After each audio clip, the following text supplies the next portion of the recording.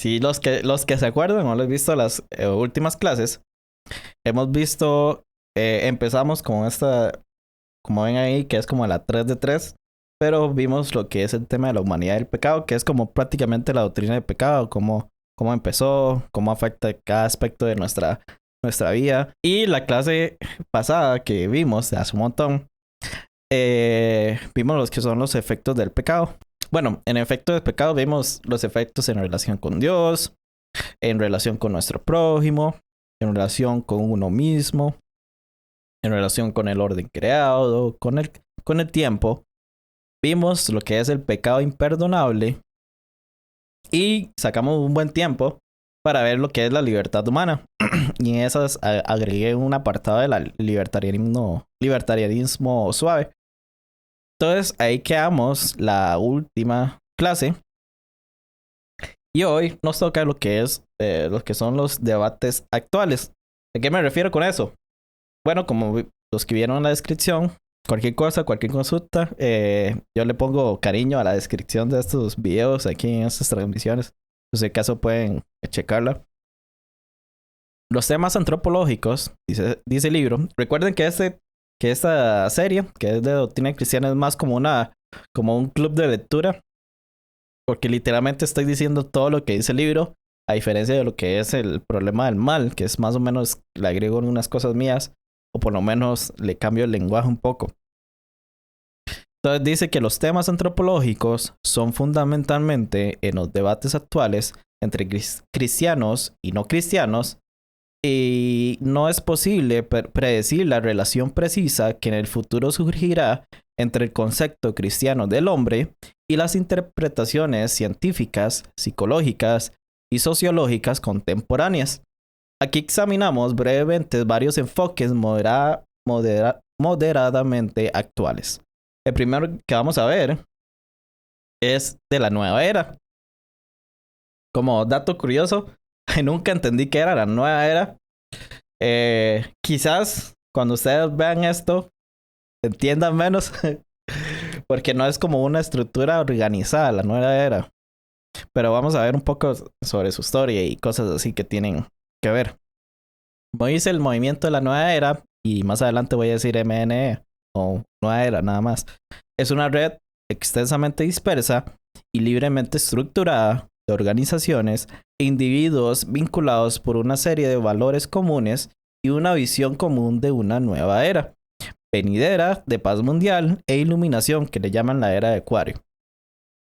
Este movimiento llegó a tener importancia pública durante los años 80, pero sus raíces se remontan hasta los movimientos de contracultura en los 60, en tanto que su herencia religiosa se encuentra en el pensamiento oriental, especialmente en el hinduismo y budismo zen. Las fuentes históricas datan de mucho antes. De hecho, algunos sostienen que no es erróneo entender la nueva era como la aparición del hinduismo en el traje cultural occidental. Su convicción fundamental es su visión de la realidad absoluta. Todo es uno, algo así como el panteísmo, digamos. El cosmos es energía pura, no diferenciada, una conciencia o fuerza de vida inmensa, interconectada y finalmente impersonal. Claramente muy contrario al cristianismo. Los seres humanos no son más que energía solidificada. El todo en modo autorreflexivo, por lo tanto, uno crea su propia realidad. Al final, esa realidad es ilimitada en su potencial, puesto que somos parte de un todo sin límites y en consecuencia, nosotros somos Dios. No sé si se recuerdan la TikToker ahí que dice que soy Dios o algo así. La muerte es una ilusión desde que el fundamento impersonal de la existencia es imperecedero e inalterable. La moralidad también es una ilusión, en el sentido de que toda distinción moral es relativa y finalmente irreal. El dilema de la humanidad es una conciencia limitada. Así que a través del condicionamiento social hemos fracturado nuestra percepción de la realidad. Razón y creencia en particular son barreras a una percepción verdadera del uno. Los seguidores de la nueva era están convencidos de que un nuevo orden de cosas, o sea, la era de Acuario, están a punto de aparecer con su forma mística de conocimiento. Podemos entrar a ese nuevo orden en la actualidad por medio de un cambio de paradigma de nuestra forma de percibir la realidad. Un despertar hacia el uno, por ejemplo. Ellos dicen una visión que trasciende toda dualidad y diferenciación y nos introduce a lo divino como la unificación y armonización de todas las cosas. Las limitaciones de esta forma de interpretar el mundo y, por ejemplo, la experiencia humana debe ser claramente evidente a los estudiantes de este libro. La nueva era no tiene una doctrina de la creación y, por tanto, y aquí es como más ya lo que es a la práctica cristiana, y por tanto confunde las tres realidades básicas en la revelación bíblica de la creación: Dios, el orden de la naturaleza y los seres humanos. La pérdida de Dios como la Trinidad personal, gloriosa, infinita, es especialmente trágica. Así que la pérdida de Dios por fuerza implica una mala comprensión de la condición humana, particularmente la gravedad de nuestro pecado ante Él. Así que este movimiento no solo tergiversa nuestro apuro, tampoco ofrece una solución. O sea, no hay un Salvador que limpie nuestros corazones culpables, ningún Dios personal y amoroso para compartir nuestras lágrimas, ninguna esperanza gloriosa haciendo frente a la muerte. A raíz de su visión onímoda, el pensamiento de la nueva era otorga a Jesús un respeto genuino, pero solamente como maestro espiritual supremo. Así que en esencia, dado que nosotros mismos somos Dios, no podemos atribuir deidad a otro, y como dice Massey Ferguson, el mito del Salvador allá se reemplaza por el mito del héroe aquí. Así que al final, la nueva era es una representación moderna. De la antigua idolatría del Edén que llevó a nuestra expulsión del jardín de la presencia de Dios, como dice Génesis 3:5, que llegarán a ser como Dios. Solamente Jesucristo nos puede llevar de vuelta allá, pero ya lo ha hecho, como dicen estos versículos. Así que ahora vamos con el otro tema y otro debate actual, que es el liberalismo humanista. Esta etiqueta puede servir como título general para la antropología que predomina actualmente entre la mayoría de la gente educada del mundo occidental. Sus raíces históricas se encuentran en el siglo de las luces, o sea, el siglo XVII y principios del siglo XVIII. Un periodo intricado, pero de enorme influencia en el desarrollo del entendimiento humano que formuló muchos de los instintos dominantes de la autoconciencia moderna. En particular, podemos notar el tema de la autonomía, la aserción de la independencia del espíritu humano de toda restricción, ya sea de religión o de tradición. Este rasgo encontró expresión política en la paz de Westfalia en 1648, que efectivamente puso fin a las guerras religiosas e introdujo una separación de las esferas de influencia espiritual y secular. Otro rasgo crítico de la experiencia de la iluminación fue la aplicación de las leyes de la física a la interpretación del universo, dando así nacimiento a la ciencia moderna. Y todavía otro rasgo fue el surgimiento de la crítica histórica, o sea, la forjadura de herramientas intelectuales para capacitar a la mente a distinguir entre el presente y el pasado, y evaluar a ambos en términos de sus propios principios inherentes.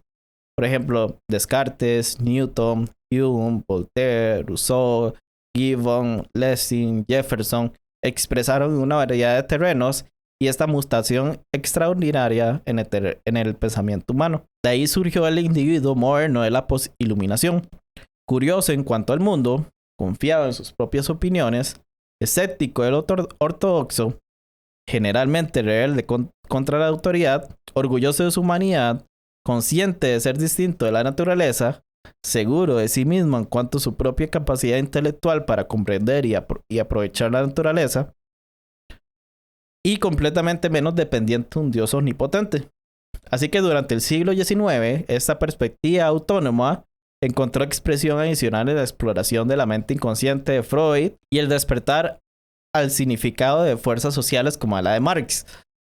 Ambos, a su turno, cuestionaron la objetividad de los valores, alimentando una incertidumbre que fue profundizada por los escritos de Nietzsche y desde otras perspectivas por las investigaciones de Darwin de los orígenes del ser humano y otras especies.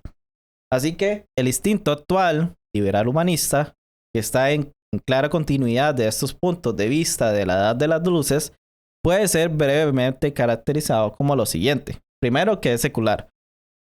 Esto significa que enfoca la realidad típicamente en términos de los factores naturales, inherentes y involucrados. Su esquema de referencia es así de mundana. Mientras que agentes sobrenaturales en principio no son descartados, son vistos como periféricos, o sea, más allá, o sea, que no son de importancia, no son centrales, y por lo tanto sin dar una contribución significativa al entendimiento o a la acción. Así que no obstante, cuanto su historia le dé al estímulo o apoyo de la cristiandad, la ciencia contemporánea, industria, educación, medicina, comercio y arte operan sin mayor referencia a los valores y creencias cristianas. También que es racional. Mientras al alto racionalismo de los primeros siglos han tenido que alejarse ante la evidencia abrumadora de la esclavitud de la humanidad a fuerzas subjetivas y emocionales, el instinto modernista todavía lleva frecuentemente, por lo menos en un nivel popular, una fundamental autoconfianza en cuanto a su capacidad de comprender y evaluar información. La razón, aunque herida, no ha muerto. Esta relación persistente con la razón puede quizás verse reflejada en el postmodernismo. Ahorita vamos a ver qué es eso.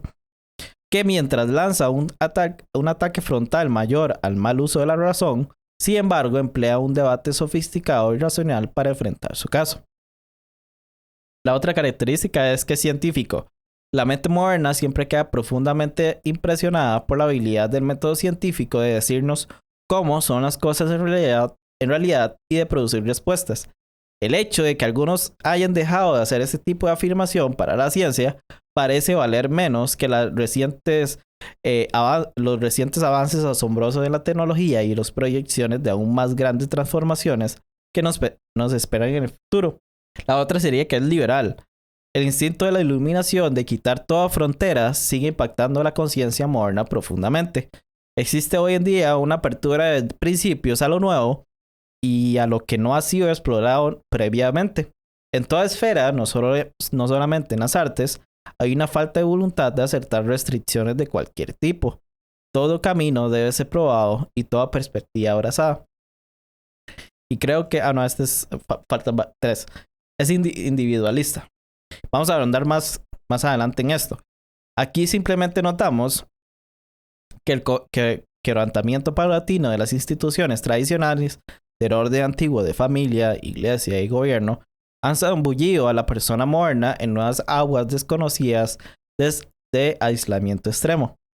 Mientras que la gente de los mundos clásicos de la preiluminación se extendió como parte de configuraciones y solidaridades más grandes, a pesar de cuánto esto pudo haber reducido su libertad e inhibido su expresión, el morador urbano típico hoy habita un mundo en el cual la gente es arrojada detrás de sí misma, luchando para crear su propia identidad, darse cuenta de sus propias posibilidades y dar forma a su propio sistema de valores sin referencia significativa a otros. La otra característica es relativista. Esta característica fluye directamente de lo anterior. Es sencillamente el individualismo radical de nuestro tiempo aplicado a la esfera de valores, puesto que todo sistema previo que evalúa y dirige la conducta humana tiene que ser rechazado en principio en los intereses de la libertad personal. No hay leyes generales en lo que concierne a la determinación de la conducta. Lo correcto llega a ser lo que yo, como individuo, estimo correcto en un momento particular. Los valores, por tanto, son infinitamente fluidos y relativos en forma irreductible. Y esta sí es la última característica, que es optimista o pesimista. En el centro de la perspectiva moderna existe una tensión grave que está sin resolverse. El temperamento de su herencia de la iluminación refleja un optimismo ilimitado en las capacidades del espíritu humano, especialmente con respecto a las revoluciones tecnológicas en la comunicación, los avances en biología y medicina, la globalización emergente, el amanecer de un nuevo orden político mundial y el avance en la conquista del espacio. En comparación con eso, sin embargo, están las realidades tristes que mencionamos en el comienzo de esta sección en cuanto a la antropología. La vida en este planeta es una planta frágil y cualquiera de una serie de crisis puede descontrolarse dentro del futuro inmediato y poner fin a la larga historia de la humanidad en forma vergonzosa. Nuestro optimismo está ansioso. Así que al concluir esta visión general de la antropología moderna, notamos dos hilos de pensamientos específicos que se ven dentro del liberalismo humanista. O sea, todo lo que voy a decir, los dos siguientes, caen dentro de ese liberalismo humanista de nuestro tiempo. El primero es una antítesis tímida y el segundo es la continuidad de varias de sus tendencias esenciales. Así que vamos al postmodernismo. Este es el nombre dado a una variedad de puntos de vista y expresiones que han aparecido en los tablones del radicalismo de los años 60. Ustedes saben que yo soy la persona más apolítica, o sea que no me gusta para nada la política, no me gusta hablar de ello, no me gusta ver de ello. Realmente no me gustan los cristianos que solo se dedican a hacer eso. Pero, obviamente leyendo esta parte, o sea, todo esto que he leído para ustedes, realmente para mí no me gusta, me da pereza leer estas cosas. Pero hay unas cosas que sí me gustaron, que tal vez podamos poner en práctica. Pero todo esto para seguir todo el hilo del libro. Así que como insinúa su nombre, su elemento común es un rechazo parcial de la antropología liberal moderna y un intento de ir más allá de ella, cuyas características principales hemos señalado anteriormente. En un sentido, el postmodernismo ha tardado mucho en llegar, dado que la iluminación, o sea, la edad de las luces, nunca fue una empresa total. Voces como la de Nietzsche atacaron el racionalismo tan seguro de sí mismo del modernismo. Sin embargo, ha sido solamente en la época reciente que esa crítica ha cobrado velocidad. La modernidad es crítica de muchos frentes. El primero es que ha fracasado el intento de encontrar una base para la moralidad, que es prácticamente todo esto lo que es todo lo que ha hecho Nietzsche. Y la sociedad solo sobre la base de la razón. Dos, que ha resultado ser falsa la creencia de la iluminación en lo inevitable del progreso. La C es que no se puede sostener la creencia de que el conocimiento es intrínsecamente bueno, que se debe rechazar la idea de que hay en algún lugar una perspectiva primordial que pueda actuar como punto de referencia para explicar la historia humana universal, o sea, una metanarrativa. Y la quizás aún más controversial está cuestionada, por decir lo menos, la suposición modernista de que la idea de Dios es superflua. Así que el posmodernismo es mucho más que una serie de posiciones teóricas. En muchos sentidos es una forma de responder al mundo y por lo tanto que se expresa en el arte, en el teatro, en la cultura popular, tan efectivamente como en las proposiciones teóricas. En un sentido es tanto un estilo como una afirmación. No obstante, podemos notar varias características que a menudo, aunque no siempre, están presentes. La primera, rechaza todas las cosmovisiones universales. En principio, se rechazan todas las teorías que ponen todas las cosas juntas en una totalidad coherente. O sea, como, por ejemplo, el cristianismo que trata de tener una cosmovisión que explique todo, ¿verdad? Dos, celebra una diversidad de estilos unidos y un patrón en general. Para el posmodernismo, cada pieza es distinta y de igual valor. Tres, enfoca lo particular y específico. O sea, todo intento de generalizar y unir en totalidades más grandes tienen que ser rechazados.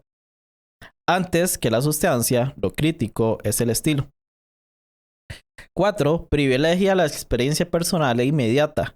Puesto que el intento de la iluminación de encontrar la objetividad verdadera ha fracasado, la subjetividad debe ser celebrada.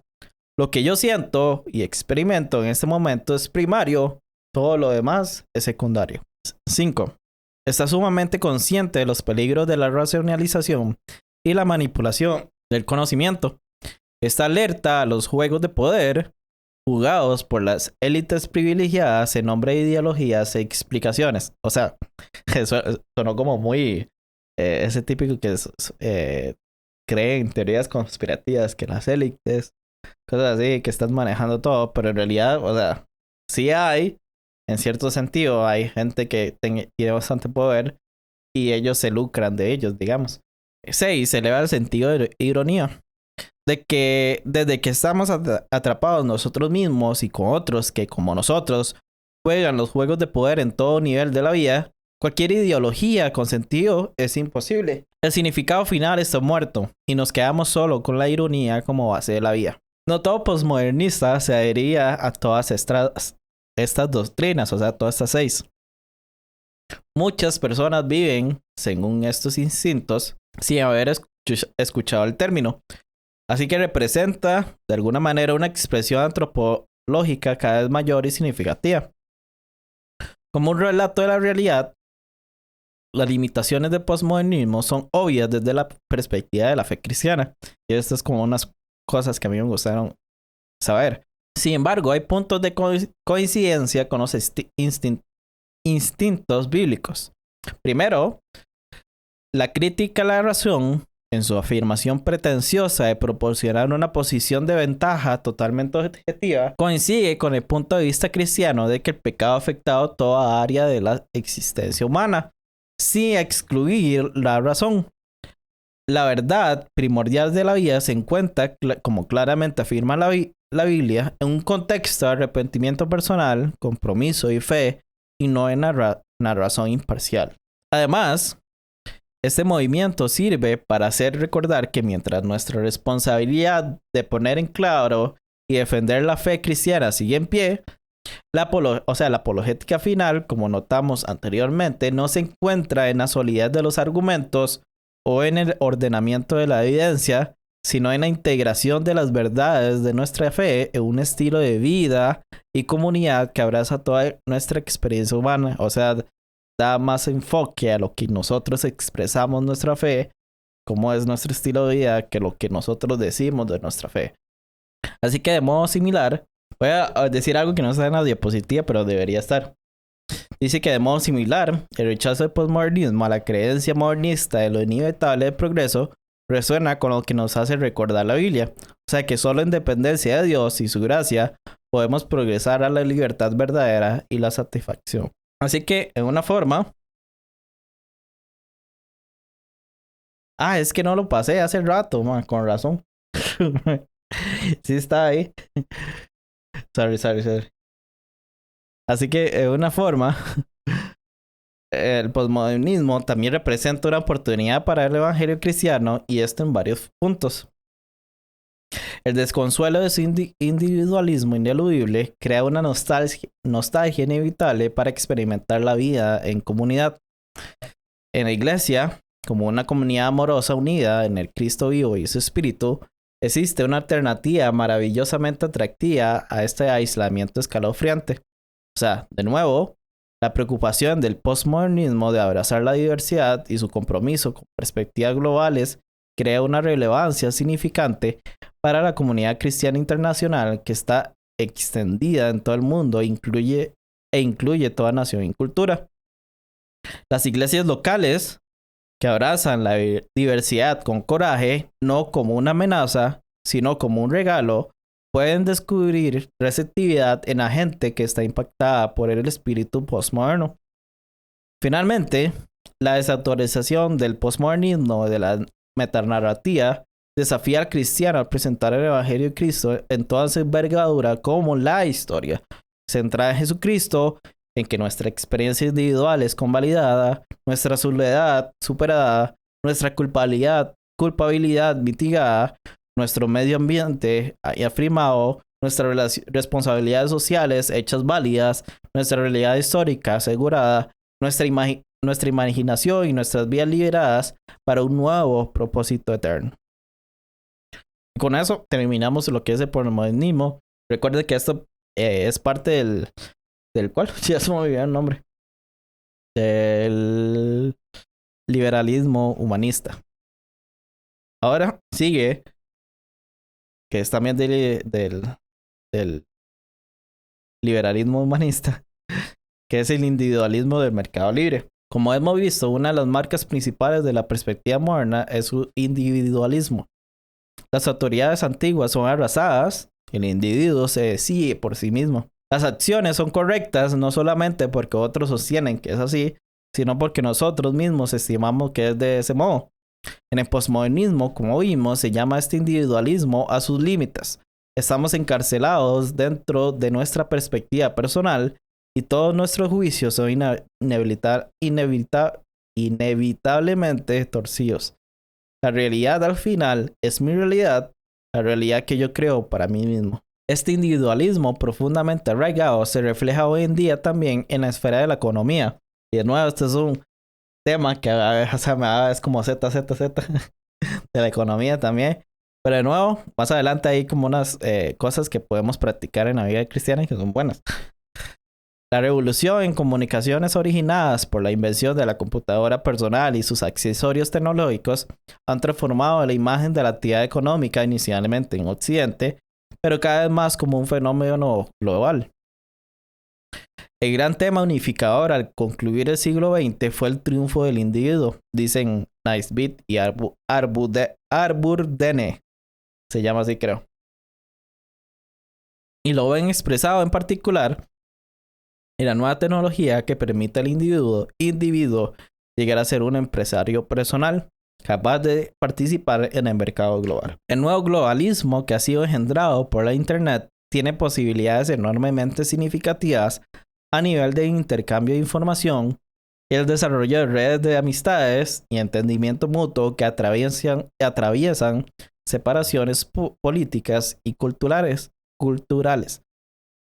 Estas redes incluso pueden llegar a ser las precursoras de esa conciencia global, lo único que puede ayudar a la humanidad a superar la crisis mundial de nuestro tiempo y de los tiempos venideros.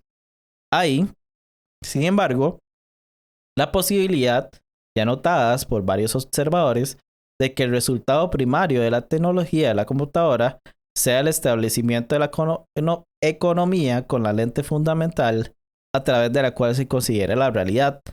Según este punto de vista, la actividad económica en pos de riqueza personal llega a ser la fuerza impulsora en la conducta humana.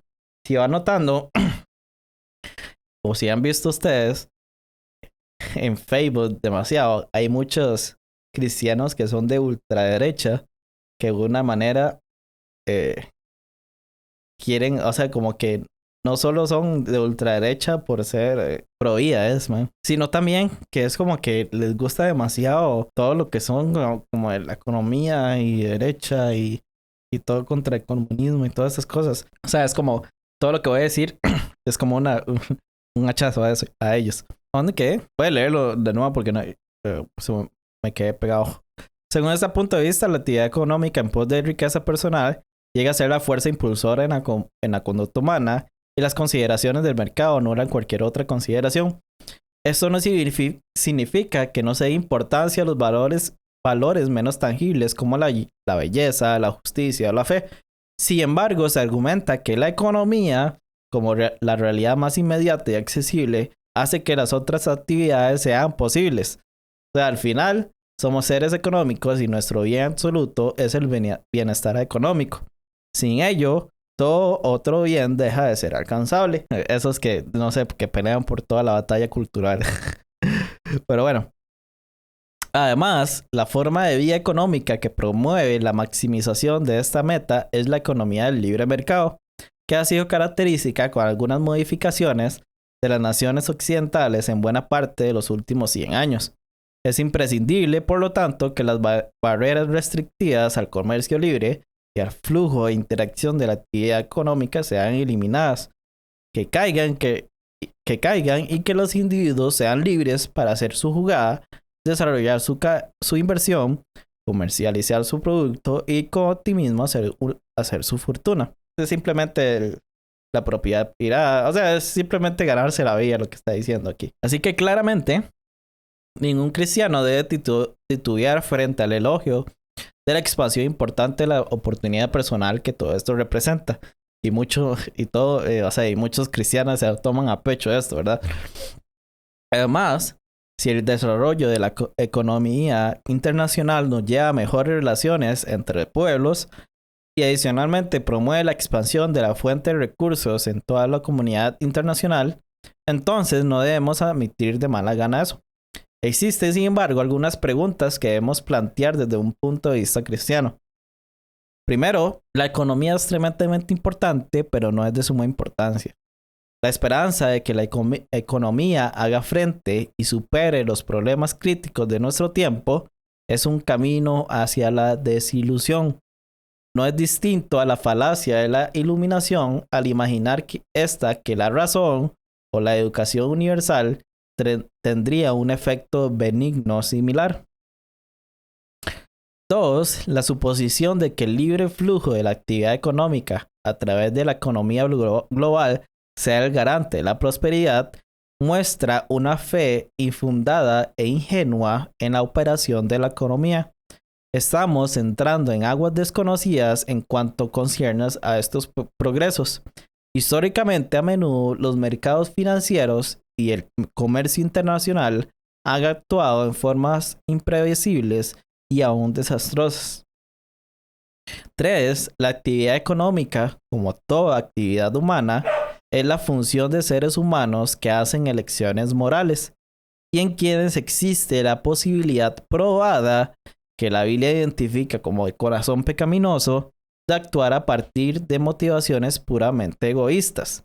Una respuesta a esto sostiene que la belleza del sistema del mercado libre está precisamente en su habilidad de amortiguar los efectos del egoísmo humano, pues el interés personal también maximiza las ganancias y por ende promueve el bien de todos. Pero al argumentar así, sin embargo, no logramos aprender las lecciones fundamentales de la historia. Las consideraciones económicas en sí no harán caso, por ejemplo, a las preocupaciones ecológicas. ¿Por qué poner límites a la rentabilidad a causa de una presunta contaminación química? Las preocupaciones ecológicas no son periféricas y pueden superarse solamente si las fuerzas del mercado se controlan. Es más, la acumulación de la riqueza personal puede contribuir a la base de recursos de la comunidad global, pero es extremadamente ingenuo creer que eso sea probablemente en la práctica. O sea, es como pensar que el comunismo va a funcionar en la práctica porque en teoría funciona de verdad. Creer que la riqueza acumulada se dirigía a las manos de los pobres y desamparados del mundo es anticipar un milagro a escala global. La economía ejercida por humanos caídos inevitablemente tiene efectos caídos. El verdadero acto de compartir los recursos y el control de la actividad económica mundial en beneficio de la comunidad mundial acontecerá solo cuando exista un espíritu universal de sacrificio. Hasta la fecha, la única fuerza histórica que ha promovido tal espíritu de sacrificio con regularidad ha sido el Evangelio de Cristo Jesús. Para decirlo de otra forma, la actividad de la economía no restringida el mercado libre ejercida por individuos inevitablemente reflejará todas las limitaciones del individualismo desinhibido, creo que se dice así. Bueno, otras palabras que si usted piensa que por ser de derecha va a pensar que esa cosmovisión hará que todo el mundo vaya bien y se reparta bien los bienes, o sea, no está teniendo en cuenta nuestra pecaminosidad y que todo el mundo va a ser egoísta. No es que va a ser lo bueno. La única forma que algo sea perfecto es cuando si las personas actúan de manera correcta siempre, ¿verdad? Lo cual nunca pasa.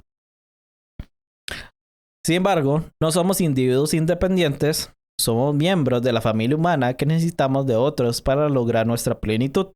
Somos hechos para el amor y la plena satisfacción se puede experimentar solamente un amor que trasciende nuestro individualismo egoísta. Y finalmente, ya casi vamos a terminar, La economía de la CFARE, no sé cómo se dice esto en francés, ulala, señor Francis. Bueno, que es ausencia del control del mercado. No tiene nada que decir ante las grandes interrogantes de la existencia humana. ¿De dónde venimos? ¿Qué o quiénes somos? ¿A dónde vamos? ¿Para qué es la vida?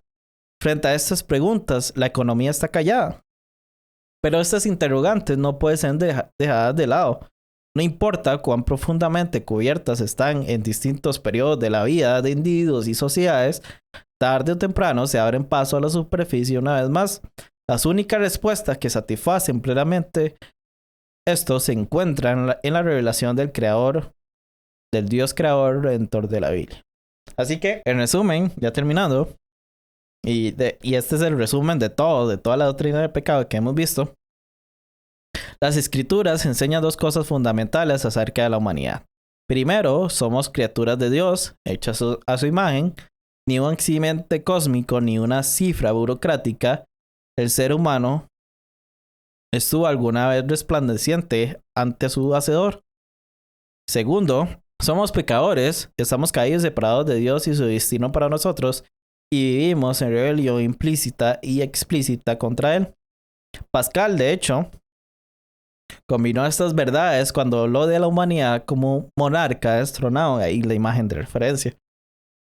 Arrojado desde su existencia anterior, derrotado y depravado, y sin embargo, nunca realmente capaz de olvidar lo que alguna vez estuvo destinado a hacer. Esta explicación bíblica de la humanidad como criatura y pecador justifica su verdad contra todas las antropologías alternativas, antiguas o modernas. Entonces, ya para terminar, como siempre, los pasajes bíblicos que hemos visto, o la mayoría de ellos, prácticamente se resumen en la doctrina del pecado en estos tres. Algunas preguntas que es para la gente que nos gusta hacer como devocionales de eso o cosas así. Ahí pueden pasar el video para copiarlas. 4 de las 5, 6 y 7. Y la bibliografía, perdón, que pueden estudiar más sobre esto. Obviamente la mayoría está en inglés. Solo del movimiento de la nueva era sí está en español. The Bondage of the Will también está en español, creo. No me acuerdo cómo era en español. Y ya. Con eso terminamos.